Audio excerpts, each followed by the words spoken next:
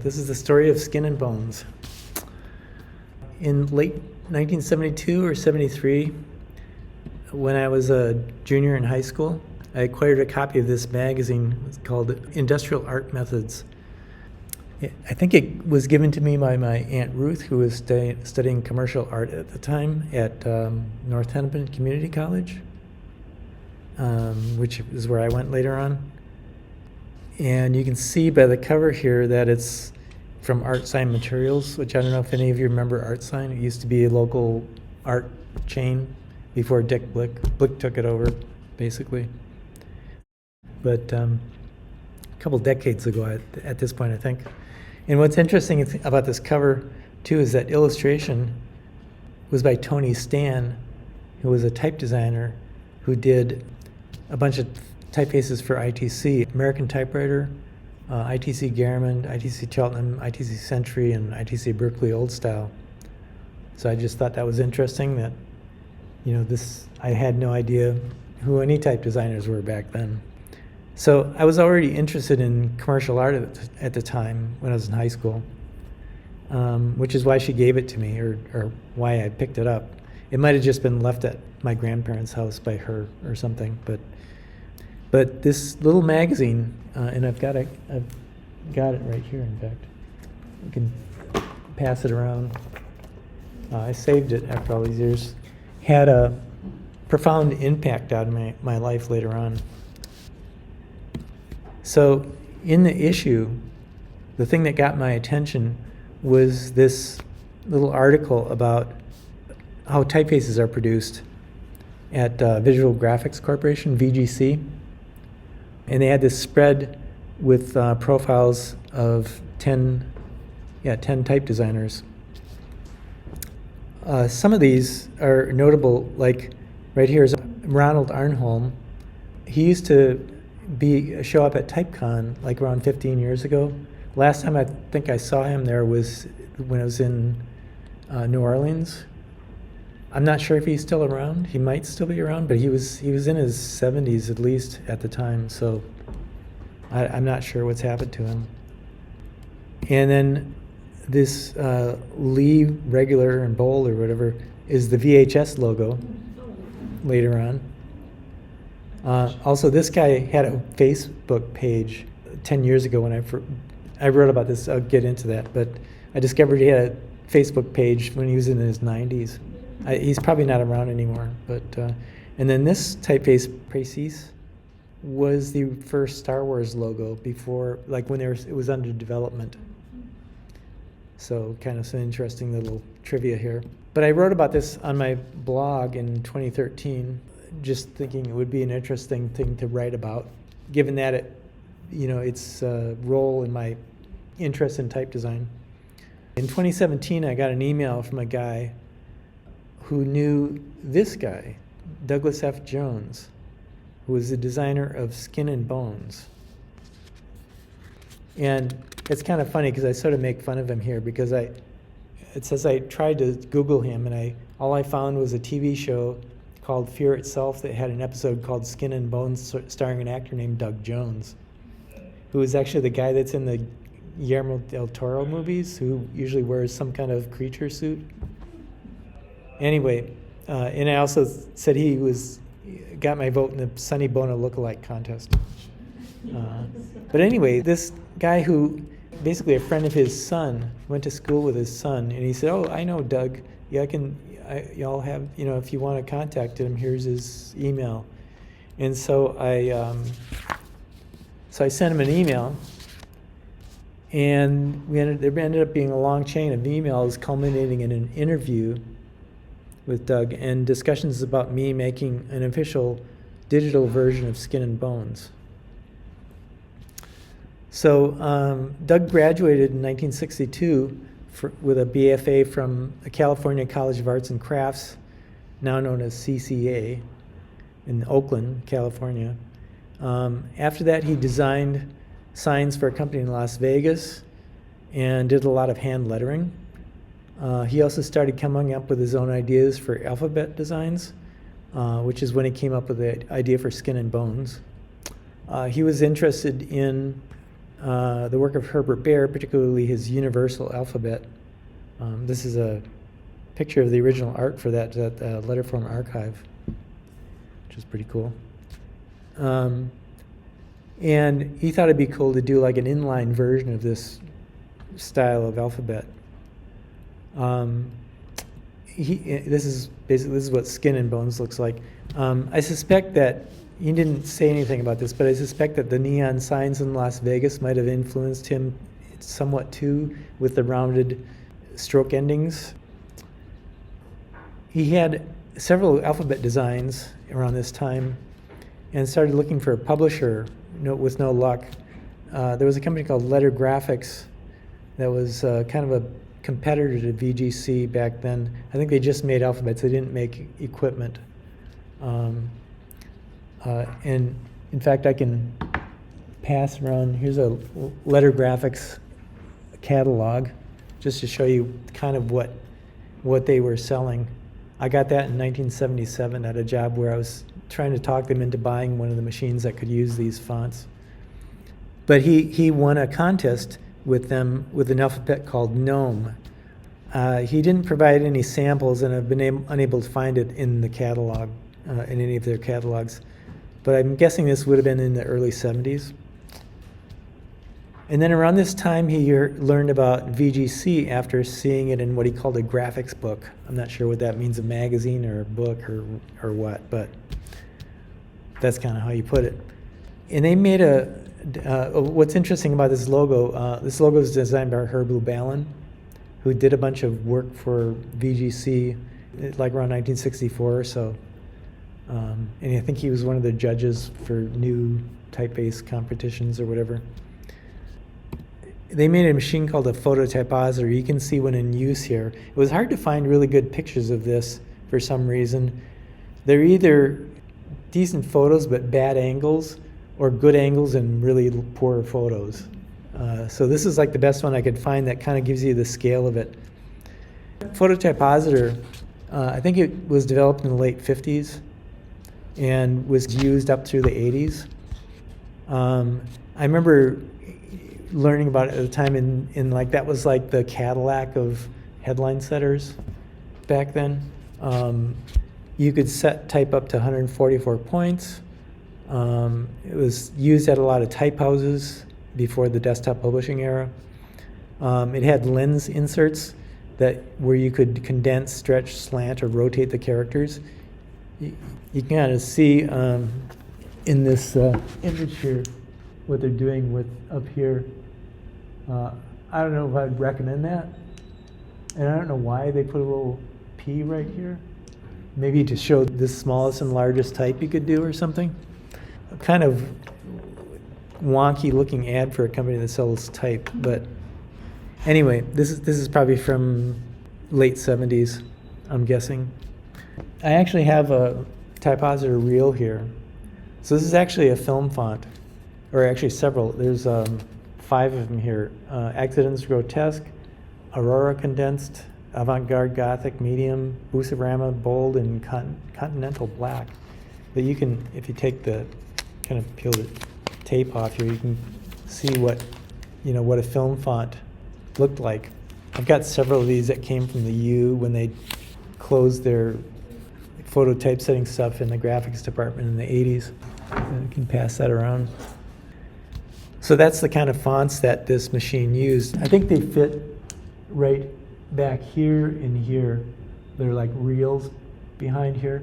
And it worked kind of like a photo enlarger, where there was like a light source back here and it would shine down into this area, and the strip of photo paper would run through here, and there was actually photochemicals inside here, and you could look through this little viewfinder and see the letters before you set them. So you'd like turn these cranks to get the letter in position, and then you would see it in red next to the letters that you'd already exposed, and when you flashed it, the letter would appear in black.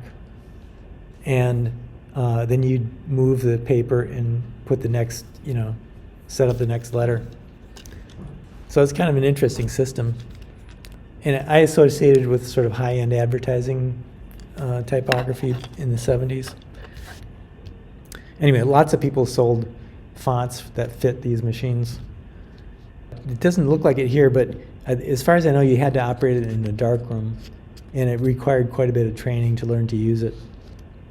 So it wasn't like something that you'd buy for your studio. They were expensive too. They were like, I don't know, $3,000 or $4,000 back in the 70s. Anyway, Doug submitted Skin and Bones, and VGC was interested. So, oh, here's another picture of a typositor reel. This is actually that reel. Little artistic picture of it. I'll just say what Doug told me about the process of submitting designs. According to him, they had a system for judging fonts. The designer was required to submit certain letters, caps, A, E, G, M, O, R, and S, and lowercase a, E, F, G, P, T, and Y. Then a panel of VGC staff members would evaluate the samples and, if accepted, tell you to proceed, and mine was accepted. The characters had to be inked at 2-inch cap height on individual cards that were 3 by 5 inches with 1/4-inch punch holes in the cards that aligned with register posts on a metal plate that they also supplied to complete the project. So I assume that these registration were so they're making these reels of fonts, so they could just stick them in there and it'd all be lined up. So he continues, as it turned out, I needed 115 separate cards. Foreign accents and ligatures were required for distribution in other countries. When inking was finished, the cards would be sent to VGC to be photographed and duplicated on film to be used in their phototypositor machines. Skin and Bones took 6 months from concept to final inking. All of the inking was done with a rapidograph technical pen. When the entire font was completed, each letter, accent, and punctuation mark had to be letter perfect. So that was according to Doug. So he sent all this back to VGC, which means that he doesn't have the original art anymore. So I'm unable to show you any of that. So here's an ad for the font when it was first released in 1972. It was published by Visual Graphics as a 2-inch film font. In fact, they liked it so much that they used it for the branding of the typositor itself, for at least a couple of the models. It's not, a lot of the photos I see of the typositors don't have this word mark on it, but in this particular case, that's Skin and Bones. He designed a couple of other alphabets for VGC, Enigma and Mesquite. And weirdly, when I was putting together the interview finally, before I released Skin and Bones, I found this example of Enigma in use at half-price books. So I was like, wow, I never even heard of this font before, and now I just see it. I don't think these are quite as strong as Skin and Bones, and I've rarely seen them used, but anyway. He also showed me drawings for an unpublished face similar to Vivaldi, which he called Rubaldi, that's never been produced. He asked me if I was interested in digitizing it, and I said, gee, it looks a little bit like Vivaldi, and he says, yeah, I probably don't need any more of these. You know, it was like, he was like gave up right away, you know, I don't know. It might be worth doing, but it was influenced by Vivaldi, because as soon as I said that, he's almost like backed off on it. But I think these are from the early 70s, maybe. But Skin and Bones is his best-known design.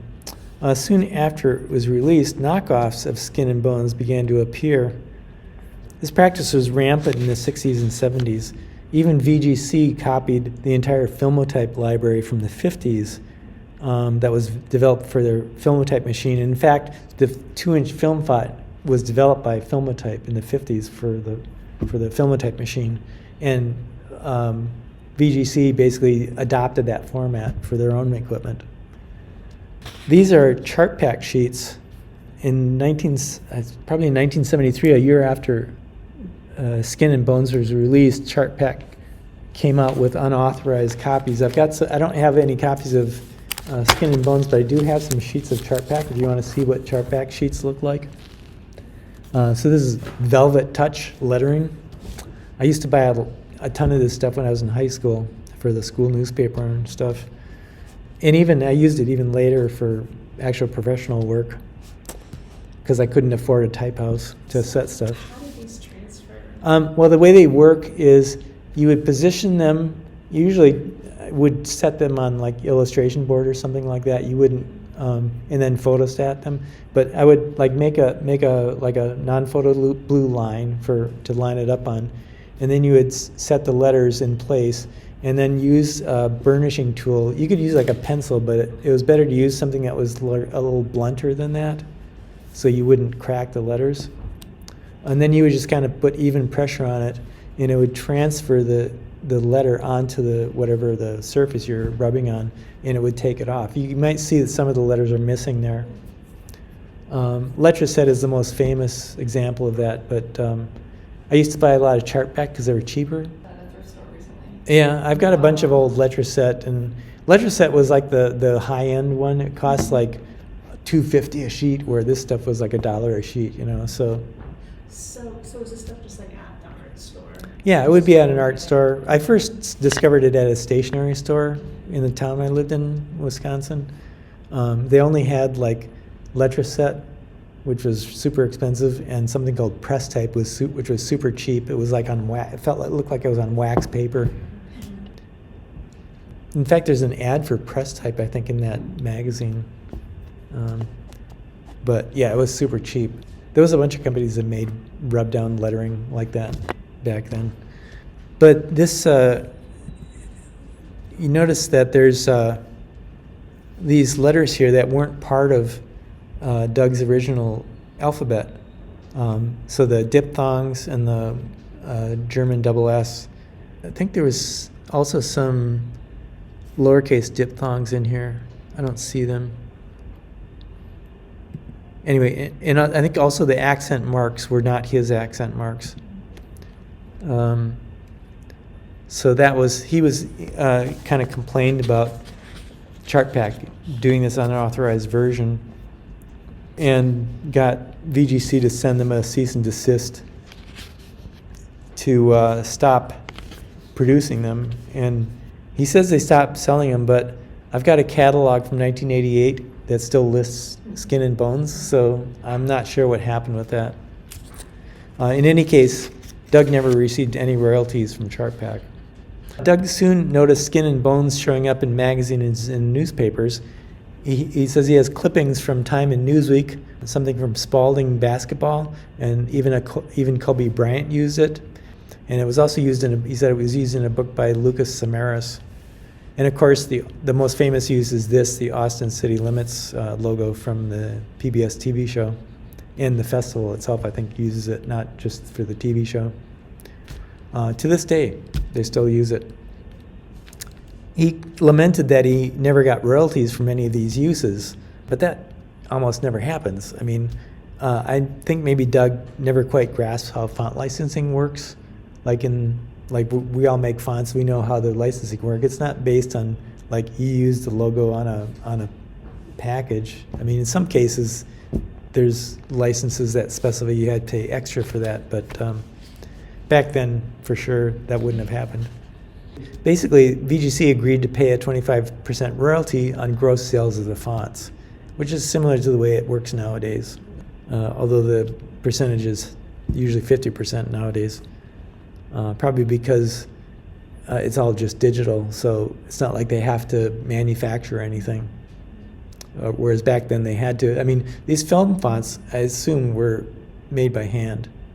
They didn't have like a big machine that would crank them out. They're basically contact printed. I don't know how you get a strip of film that long, but obviously, you know, it's a thing. He said it took a while for the first check arrive, and that he got only $240 royalties for the sale of Skin and Bones fonts over the next decade or so. So that's over like at least 10 years, I think, the font was on the market, and he only got $240. And I think he said that most of it was in the first few years. But by the 90s, with the advent of desktop publishing, VGC missed the opportunity to go digital and closed its doors. VGC alphabets were snapped up by companies hoping to cash in on the rise of desktop publishing by hastily scanning and tracing anything they could get their hands on, such as the defunct VGC library. I've got a little booklet here that shows the VGC library as it was, I think, around 1980 or mid-70s. And I've also got this book from the 80s that shows even more of them. And this is like the whole VGC library kind of at its peak, if you want to pass that around.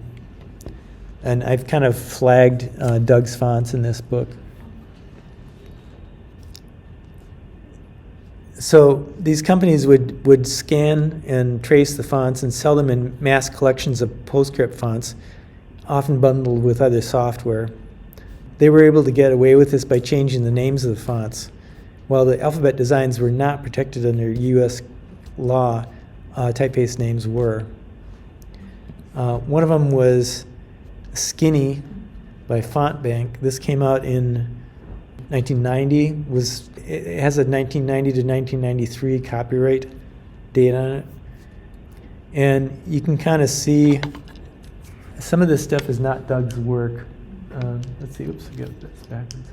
And you can see some of the curves in it are pretty wonky and not very geometric and very uneven in some cases.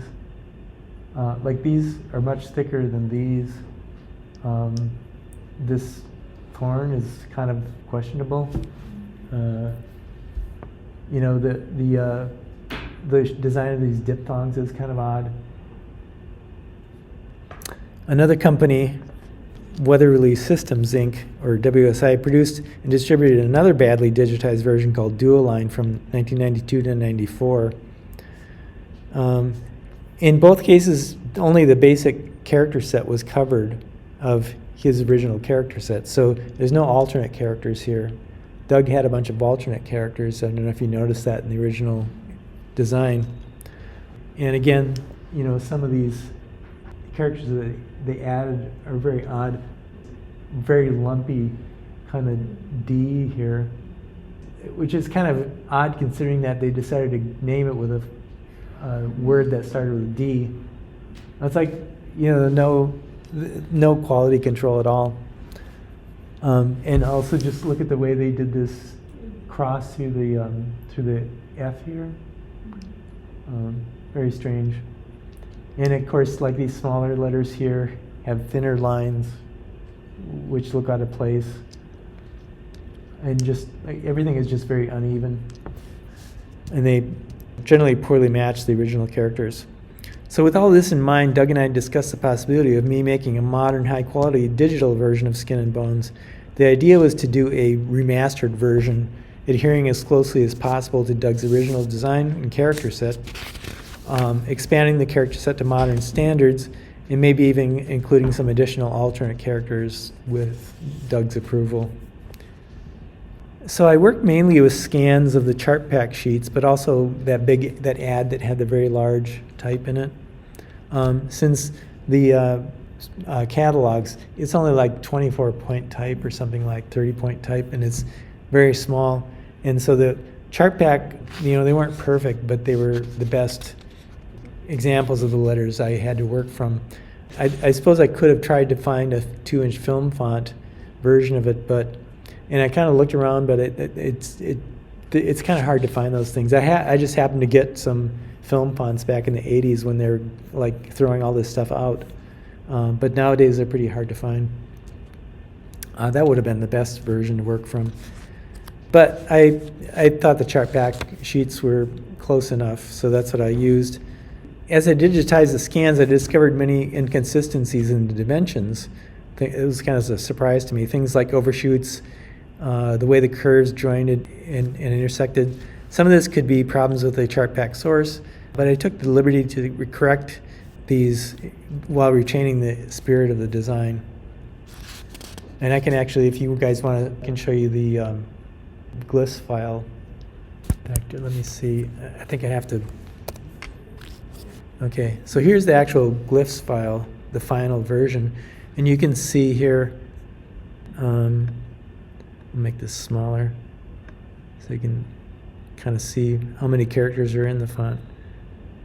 So all the white characters are the Doug's original, the white and pink ones are Doug's original design. So the pink letters are his alternate characters. Can you see that well enough? And then the green ones are actually the alternate characters that I came up with. I'll make this a little bit larger.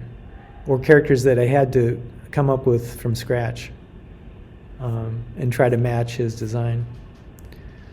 Yeah, so I had to revise some of the characters. These are the kind of poorly designed chart pack diphthongs and German double S. And my version of these characters, which I think is more in the spirit of Doug's original design, particularly in the way that I couldn't understand why they would just like take these two letters. It's almost like they took the chart pack sheets and just set them next to each other. Like they didn't bother to like integrate the two letters into each other.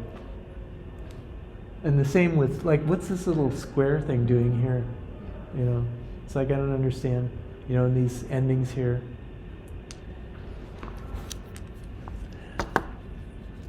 Here's the draft that I did from all the existing characters from VGC and chartback sources in 2017, which Doug approved.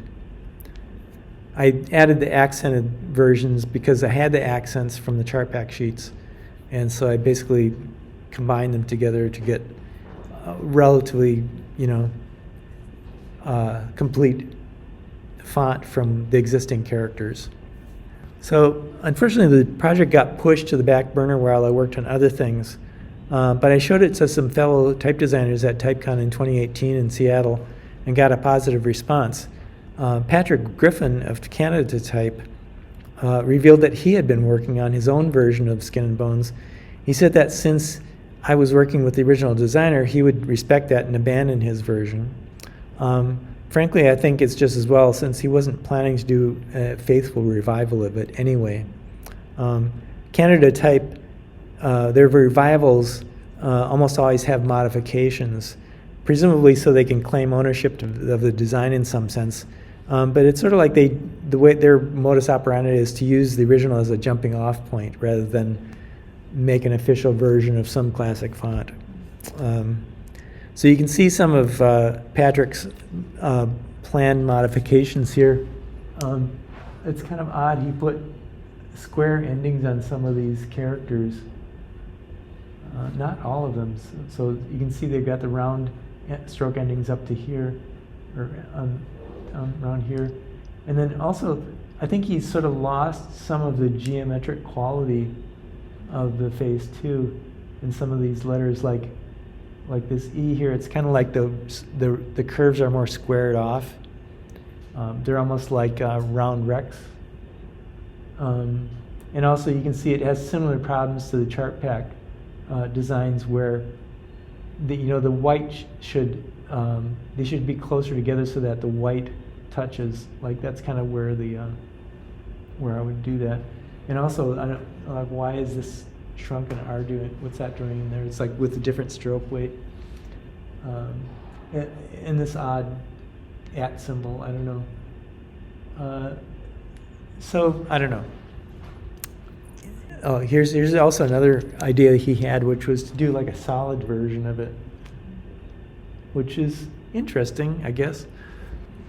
But again, that was kind of like the way they would do revivals. It would say, well, we'll take some other old font and we'll make a completely new thing out of it.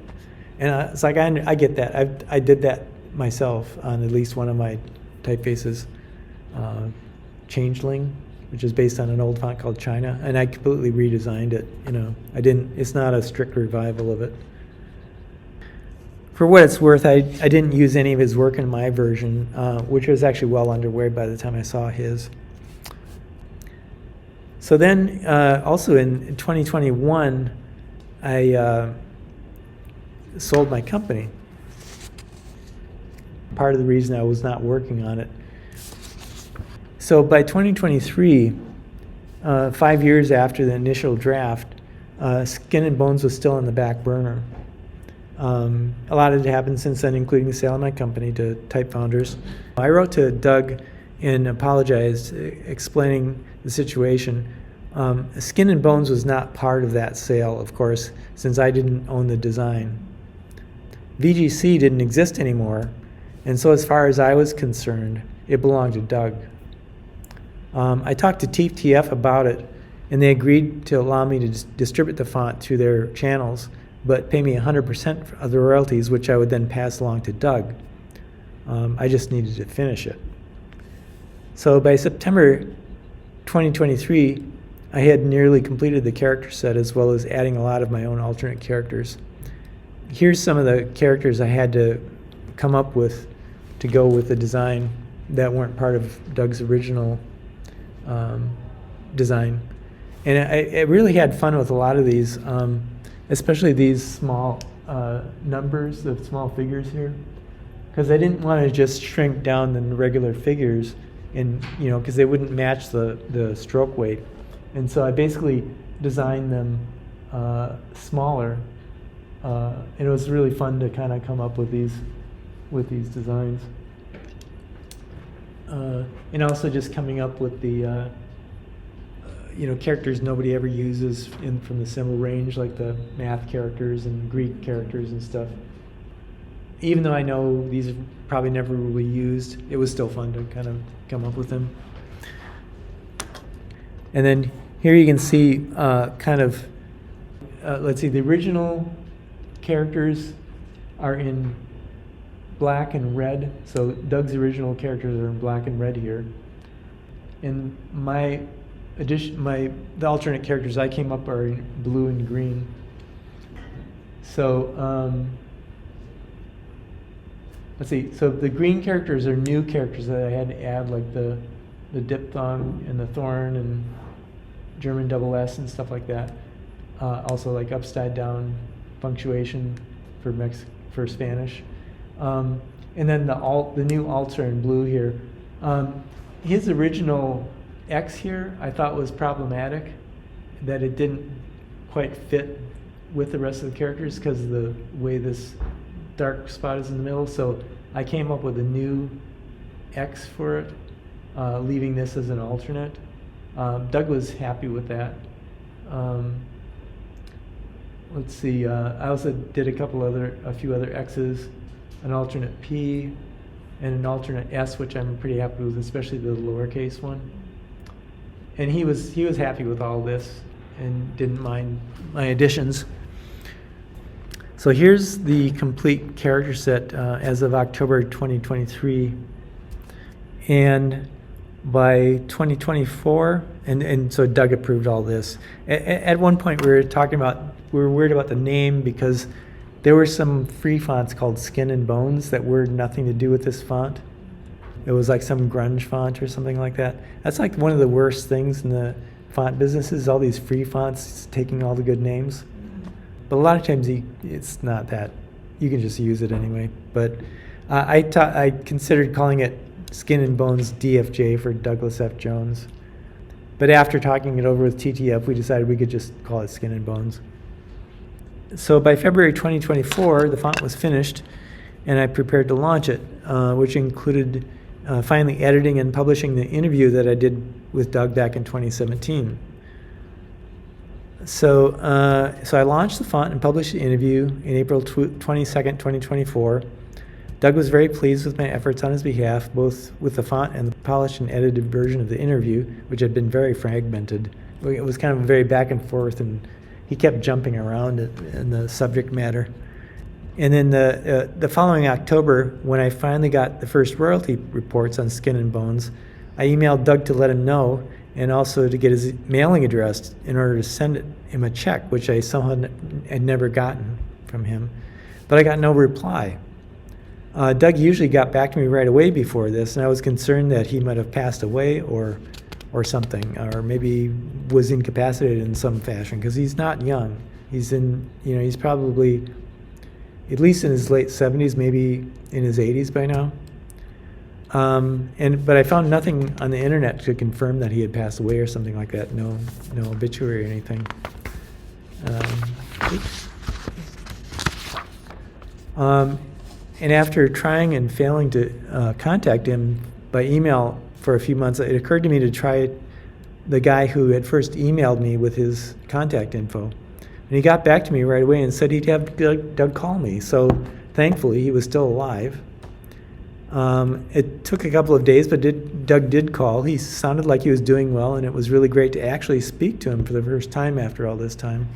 I don't know why we never talked on the phone before this. And I got his mailing address. He was pleased and even a little surprised that he was going to actually be getting some money.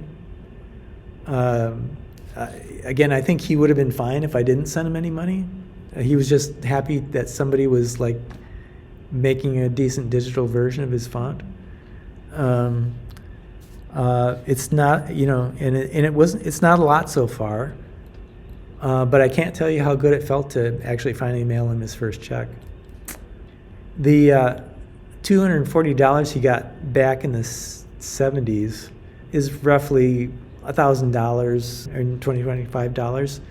I've sent him payments for the last 5 quarters for almost $700.